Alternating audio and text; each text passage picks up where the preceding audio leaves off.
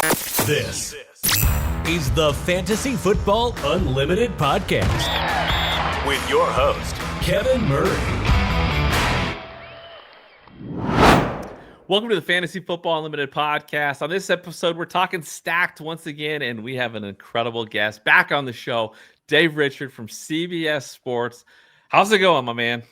Twice in 1 year I get to join you, Kevin. I must be living on the right side of things. It's good to see you.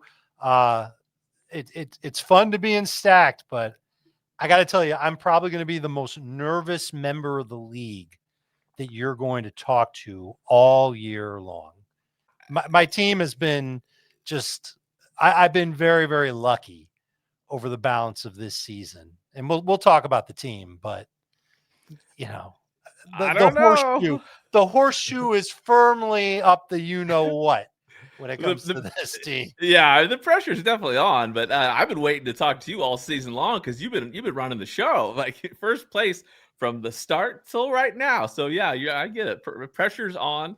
It all started when I think they had Matthew Berry kind of review the rosters and come up with a team to beat. He predicted Dave Richards' team is gonna win it all. So from the beginning, you've set the tone. It's been fun to watch this. It's been fun to interview people and taunt them that Dave Richards in first. What are you going to do about it? So I'm thrilled to have you on here. How's the 2025 season going for you at CBS Sports?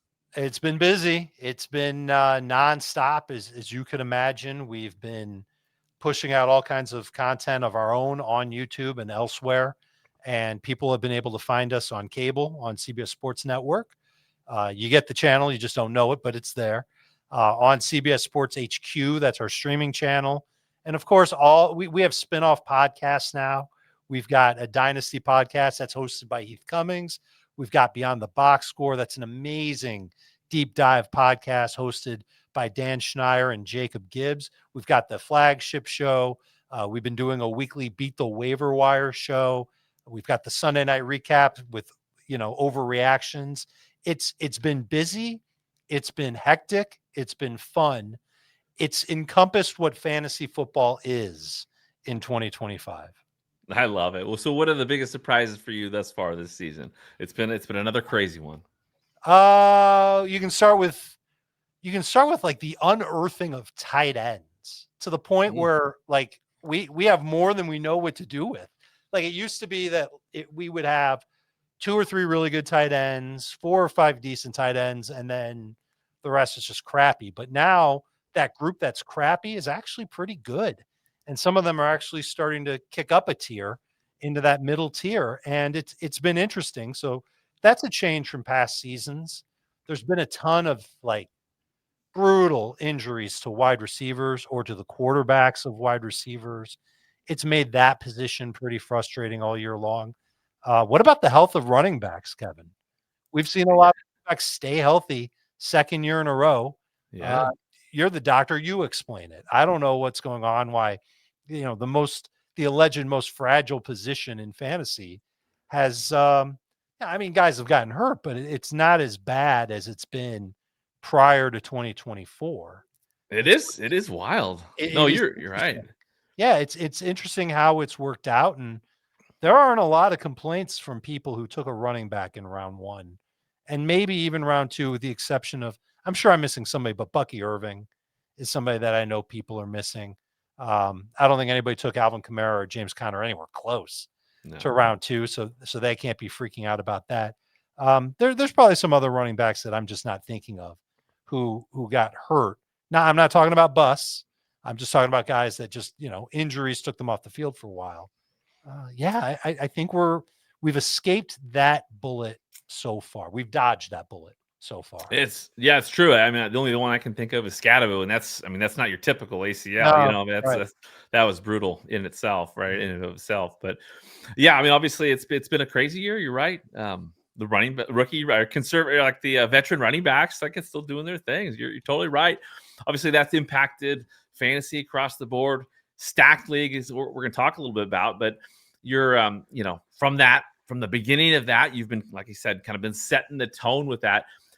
when we talk about the stacked league, we got to first introduce it as this is like a industry league, right? Celebrity industry league, where it's just highly competitive. Some of the best analysts out there in the industry that have been doing it forever, brought together for this league for charity. You got $10,000 in charity, 5,000 going to Fantasy Cares, 5,000 going to the champions charity, which we got to ask you about that.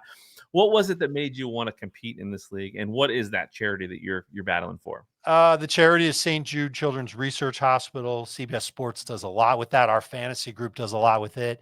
Every draft season, we do a draft-a-thon where we raise money for St. Jude, and we've just got some of the most unbelievably generous listeners, followers, viewers, whatever you want to call them, fans, people who ride with us and hang with us, and they love St. Jude and what their mission is as much as we do.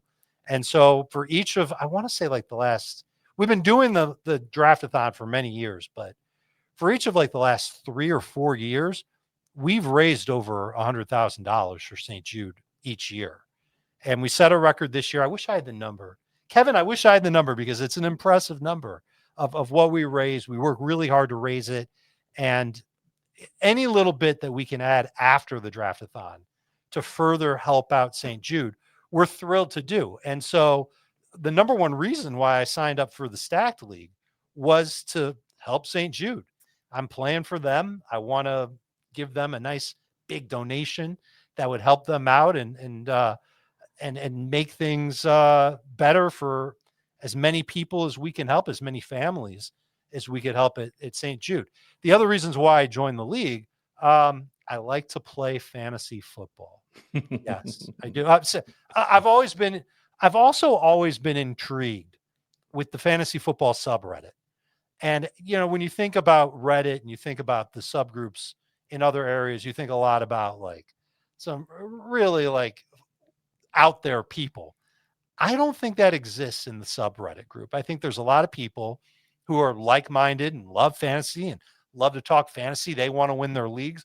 They're happy to help other people. I've wanted to like kind of get involved with that. I haven't been able to do that as much as I wanted to this year, but I've always been intrigued by them.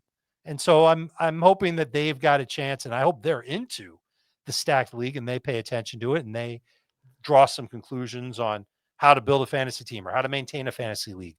We do the waiver wire super early each week so they can look at that and say, okay, here are the guys that went for high bids in this industry league. Now I can go and run my waivers and bid accordingly, or maybe a little bit less, maybe a little bit more based on what these industry people did. So those are my reasons for getting into the Stacked League.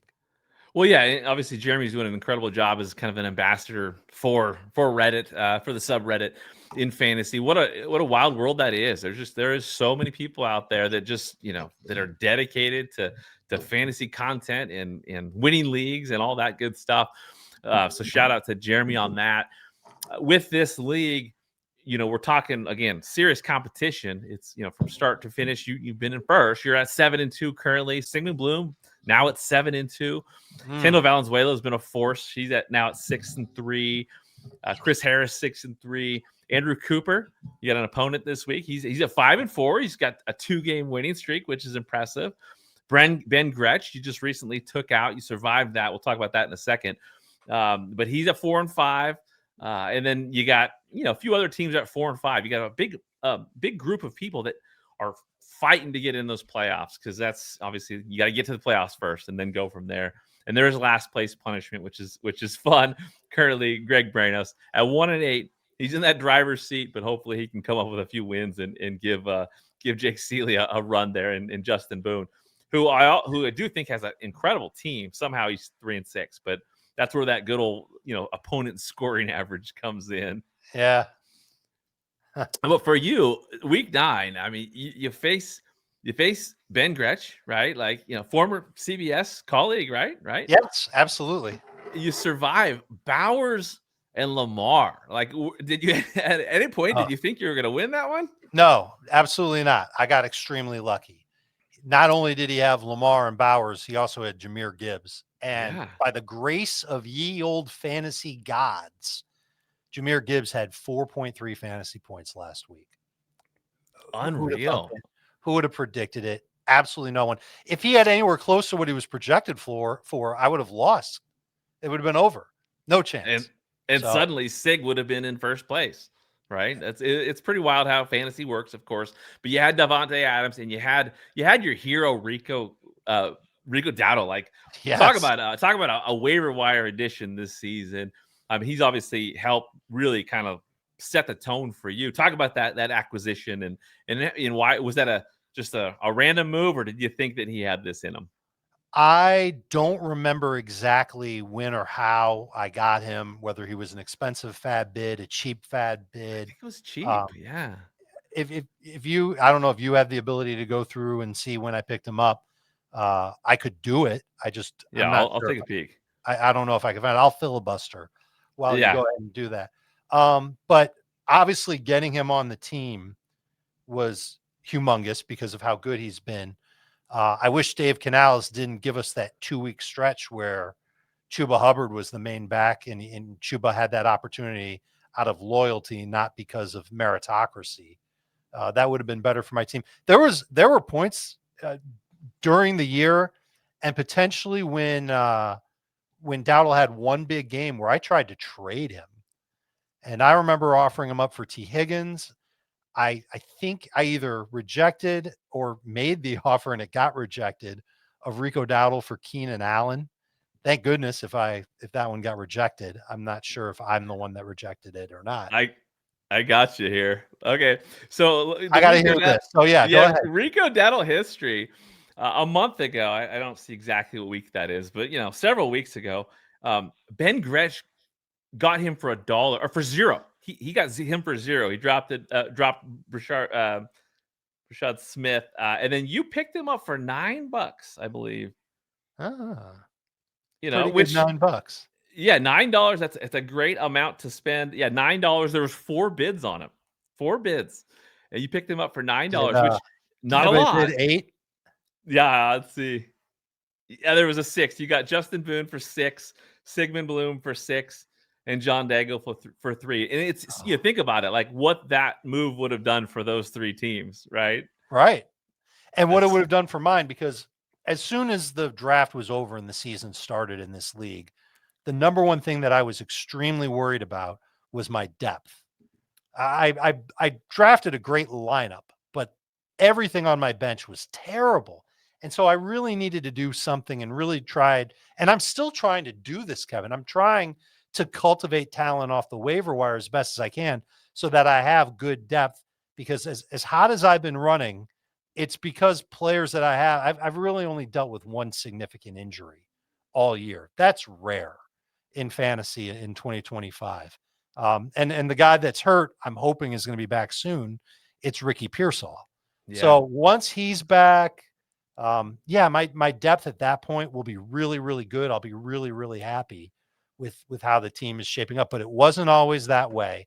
There was a point this year where if any of my starters had gotten hurt, the replacement that I would have had would have been like 30% of what the starter was. And that's not good fantasy football. Well, you got to do what you got to do. You were in the 11th spot with, on draft day. You took Achan at 11. Amon-Ra Mhm. St. Brown at obviously at 2-2 was beautiful. Yep. Devontae Adams at 311. James Cook at 4-2.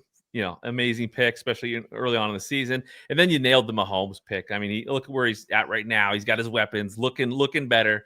And then you took Travis Hunter and Ricky Pearsall, and those are 2 guys that you would have probably hoped to have had a lot of production from. Sure. Hopefully, I ended up Pearsall can get dropping back, like you Hunter. said. I Yeah. dropped Hunter before he got on IR and before it was learned that he was going to have a big role in the offense. So that was a gaffe for sure. Well, it worked out, obviously, unfortunately, Yeah, but with the injury and everything.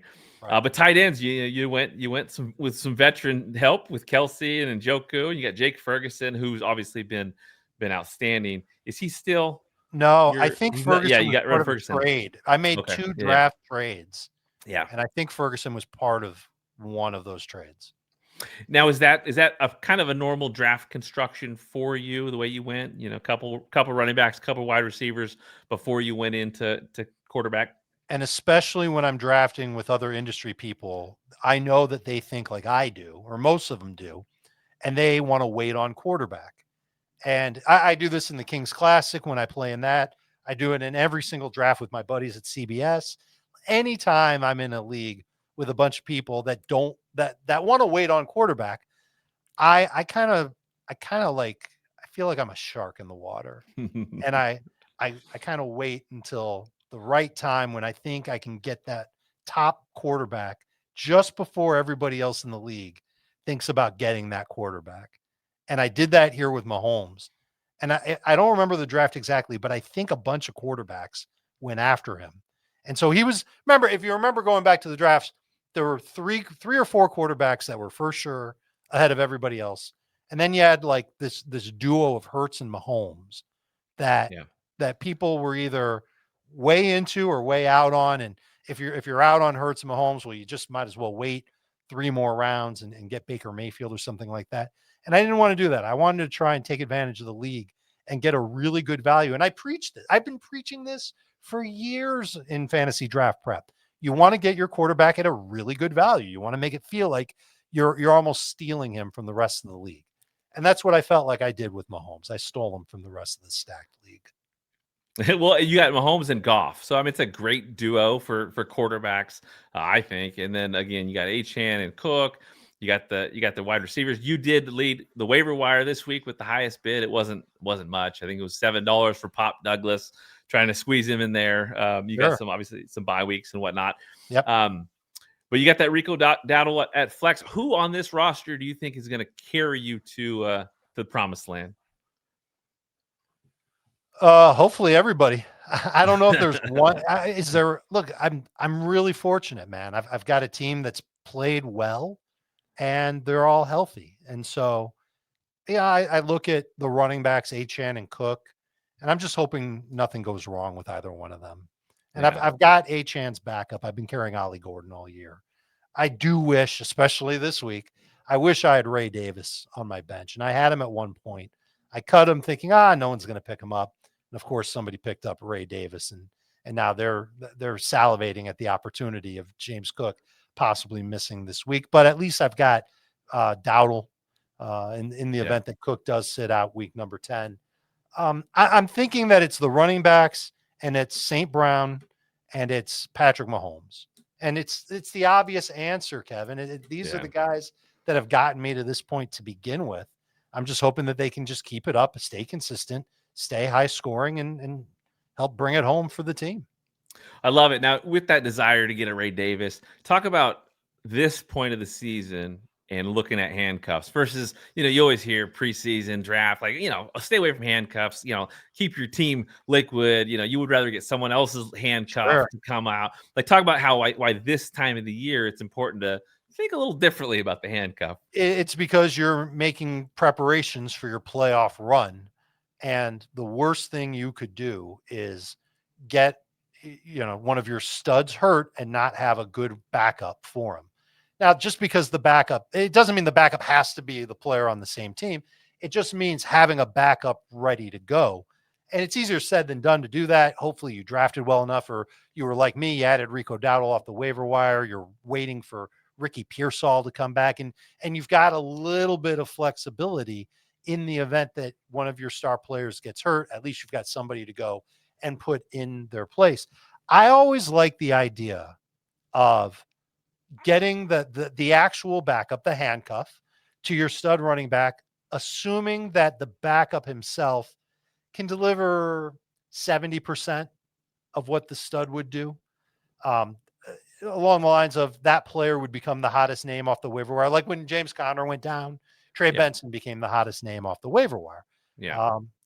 When that happens, you want to be ahead of that. And so that's the point of why I have Ollie Gordon. Do I think Ollie Gordon will be as good as Devon Achane? Absolutely not. But will he get a huge opportunity? Do I believe he's better than Jalen Wright? Absolutely.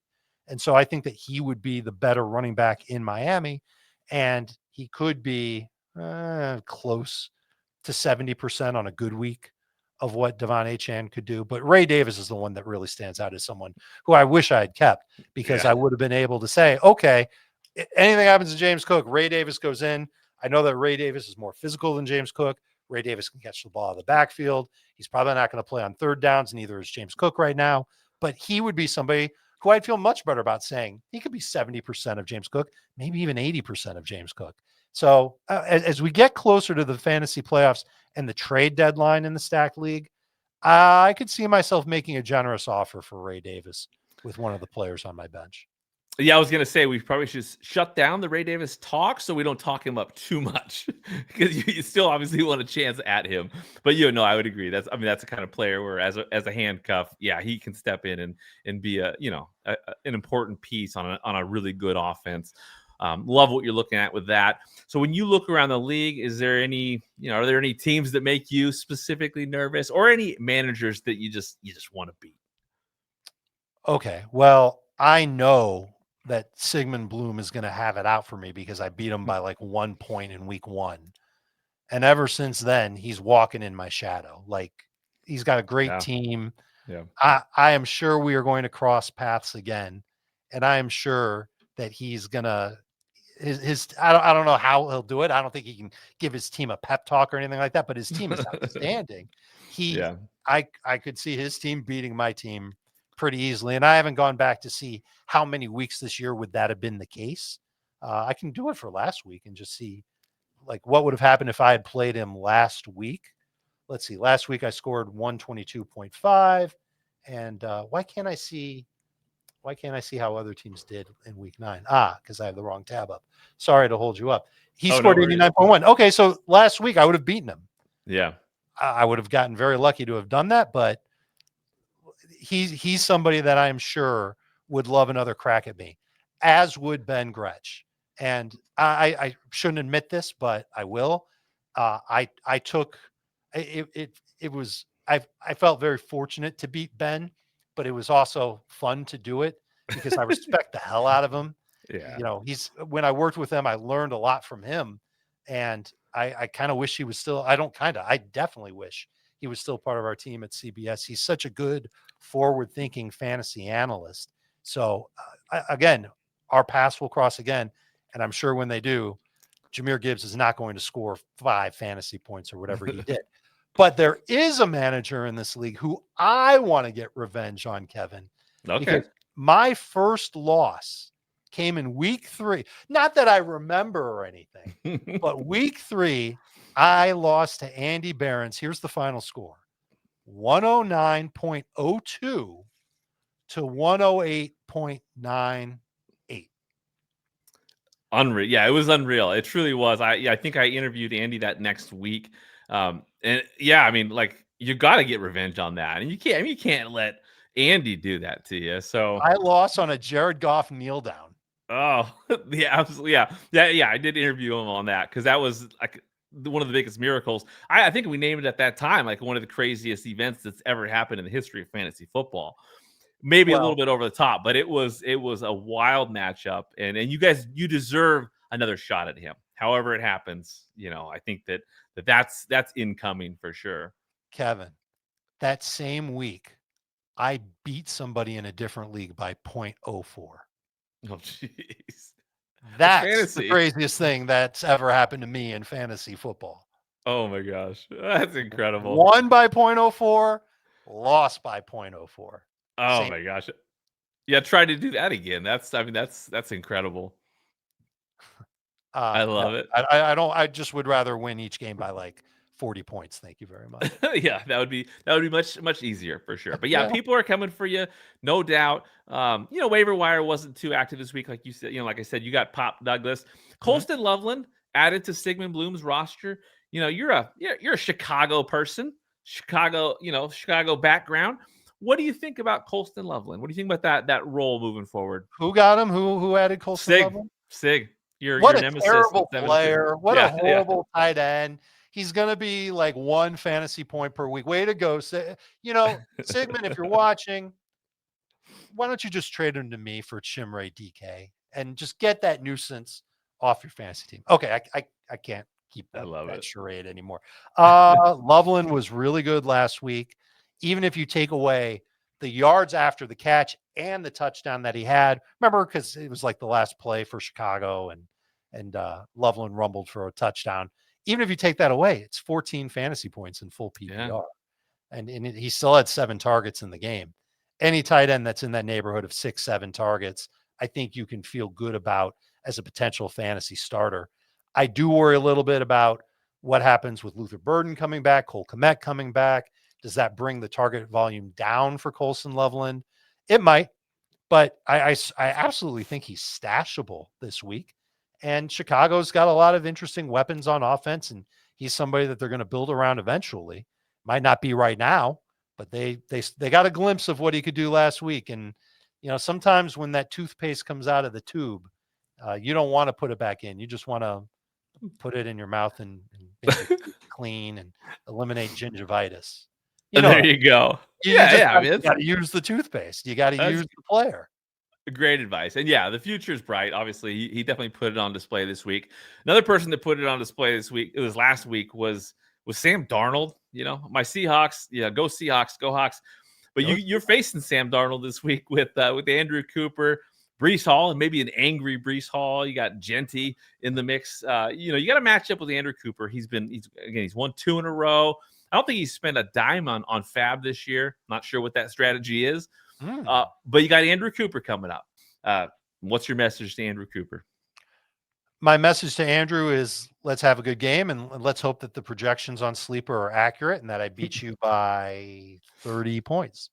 There we go. That's right. Nice, easy 30-point win. Look, he does have some outstanding players. He's very invested in that Arizona-Seattle game because he's also got Marvin Harrison Jr., who's been playing unbelievable with Jacoby Brissett. It's what we said all along. Jacoby Brissett unlocks people for fantasy football. But Darnold has been playing great. And I actually think, Kevin, that this is a tough matchup for him. Cardinals got to Dallas last week. Number one, their secondary was finally healthy. Number two, they had their rookie first-round pick on the D-line, Walter Nolan. And everybody watched the game. Everybody kind of saw him attack that line and stop the run a little bit. This is the best that the Cardinals defense has looked all year. And their ability to take down the Cowboys, hold them to 17 points, that's impressive. And so I wonder if they give a little bit of trouble to Darnold, and maybe Darnold has a good week, not a great week. And that's just the way that it goes for him. Then again, he just torched the Commanders. Washington has no pass rush to speak of. It's not like Arizona's pass rush is great all of a sudden. Darnold's proven that when he's in a nice, clean pocket, he can make all kinds of great throws, and he just got Rashid Shaheed. So I'm sure it'll be a little bit of both. I'm sure the Cardinals will rumble in there a little bit. For the most part, I would expect probably in the neighborhood of, let's call in a 6-point per passing touchdown league, 22 points for Darnold this week, maybe some upside for 26. There you go. So in the real world, could be a trap game, for my Seahawks. But still looking ahead, you brought up Rashid Shaheed. One of the last things I'll ask you about. What do you think about that acquisition? Well, first of all, there are no such thing as trap games when it comes to division opponents. The teams won't let that happen. And second of all, Shaheed is a fantastic fit for Seattle. He's familiar with the offense because he played in this exact offense last year with Clint Kubiak, and it's going to give Seattle some more flexibility with their offense. They've been playing a lot of 2 tight end formations. I want to say that they've had multiple tight ends on the field about half their plays this year. And so now they're going to have the chance. Imagine this 3 receiver set. Kevin, this is going to make you smile. Jackson Smith-Njigba, Rashid Shaheed, Torrey Horton as the 3 receivers. You can really stretch defenses with that trio. And I'm sure we will see that at some point when Seattle feels like they've got an advantageous matchup and they don't need to leave 2 tight ends on the field as much as they have been throughout the year. And maybe this week is one of those weeks because, like I said, it's not like the Cardinals pass rush is dominant. They can probably protect Darnold with 5 linemen and 1 tight end. And then you just roll out 3 receivers and you stretch those corners that they have in Arizona. Those guys are good. They're not great. It wouldn't surprise me if we saw a season high of 11 personnel from Seattle this week. Exciting. Well, this has been fun. I love this format because, we're talking about a fantasy league. People always say, oh, I don't care about someone's fantasy league. I love the way that you guys have you come on this show and really broken down a ton of players across the board, your opponents, your own team, other players that, like a Shaheed. I think it's done a great job with just sharing good content with consumers who are tracking this league. You guys have been outstanding, every step of the way. Look forward to seeing how it turns out. I'm going to bring the champion back on this show to celebrate. So at this point, you're in the driver's seat. No pressure, but look forward to seeing you potentially down the road. It's been a ton of fun. Wish you the best of luck with this league. And, I think you got a shot here. So if there's anything you want to close out with, I know that at the top you kind of dropped some of the stuff that you're doing with CBS, but if you want to close out where people can find you, the floor is yours. Sure. Yeah. Fantasy Football Today. Search for it on YouTube. Like and subscribe to the channel. We've got all kinds of great content that will help you win your fantasy football leagues this year. And fingers crossed for all of us, including you, Kevin, that we pull through and all of our teams that are winning right now, they pull through and they keep on winning. And the teams that aren't winning right now, those 3-6 squads, yeah, they find a way to turn it around too, and they start winning as well. Love it. All right. Thank you, Dave. You got it. Thank you for listening to the Fantasy Football Unlimited podcast. Until next time, be sure to follow and subscribe to all of FFU's social media accounts for daily content.